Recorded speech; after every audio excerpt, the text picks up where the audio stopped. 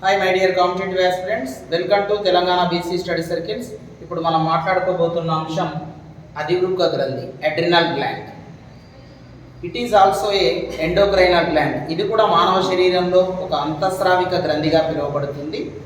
ఈ adrenal glands అనేవి మన బాడీలో ఎన్ని ఉన్నవి? 2 adrenal glands are there attached both sides of kidneys. 2 అధివృక్క గ్రంథులు ఉంటాయి. ఈ 2 కూడా 2 మూత్రపిండాలను అంటిపెట్టుకొని ఉండడం జరుగుతుంది. మూత్రపిండం యొక్క బయటి భాగాన్ని వల్కలం, కార్టెక్స్ అని పిలుస్తున్నాము.